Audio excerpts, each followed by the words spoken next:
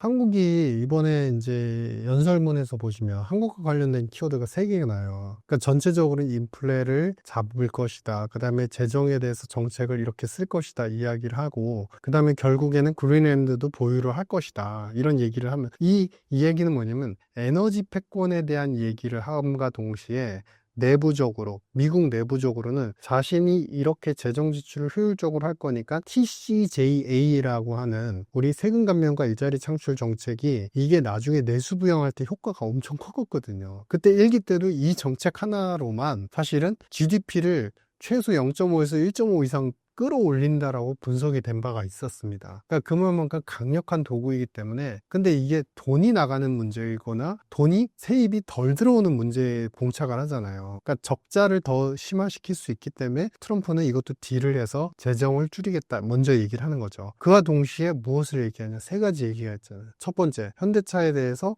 일단은 투자를 약속했다. 공명정대하게 그 얘기를 먼저 하면서 현대차와 함께 할 수 있는, 미국 시장에서 원활하게 판매를 할 수 있는 행보에 대해서 충분히 가능성을 열어줬고, 두 번째, 조선업에 대한 협력을 계속할 것이다 라고 얘기를 했고, 그 다음에 세 번째는 LNG 관련되는 우리 가스관 사업에 대해서 투자를 하거나 아니면 참여를 하겠다라는, 이게 사실은 의회 연설에서 3개의 키워드가 한국과 다 연결이 돼요. 근데 잘 생각해 보시면 한국이, 우리나라가 너무 멋지긴 멋집니다. 근데 중요한 거는 뭐냐면 AI 패권에서의 기술도 보유가 되어 있는 상태고, 두 번째는 우리나라가 기본적으로 달러 베이스로 모든 무역 거래, 스위프트 거래를 다 대부분 하고 있어요. 그런데 거기에 추가적으로 반도체에 대해서 앞서 말씀드린 ATP 쪽에 대한 능력이 있고, 그리고 지금 제일 중요한 거는 D램 쪽, HBM용 D램이 결국에는 뭐 퀄 테스트가 필요하고, 엔비디아가 뭐 어떻게 HBM용 퀄 테스트를 삼성한테 하고 있다, 뭐 안 하고 있다, 뭐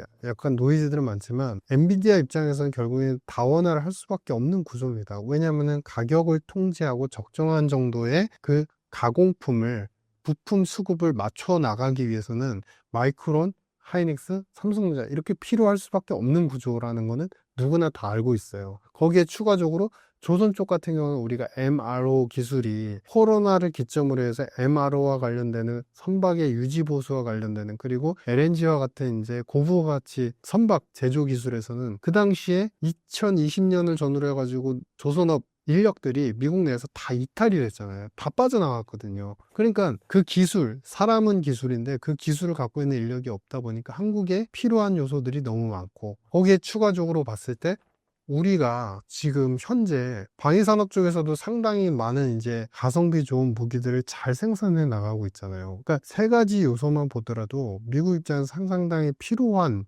국가의 리스트가 되어 있는 것이고, 그렇기 때문에 의회 연설에서 이 3가지 키워드가 한국에 다 해당이 되는 상황. 그런데 관세와 방위비와 관련되는 것, 주한미군과 관련된 얘기들을 자꾸 하잖아요. 이 얘기는 뭐냐면 일본 사례를 빗대어서 생각해 보시면, 일본은 방위협정과 관련되는, 군사협정과 관련되는 항목들이 미국과 1기 때, 아베 정권 때, 트럼프 1기 때 6개의 조약과 협정이 이미 맺어져서 매년 시행이 되고 있습니다.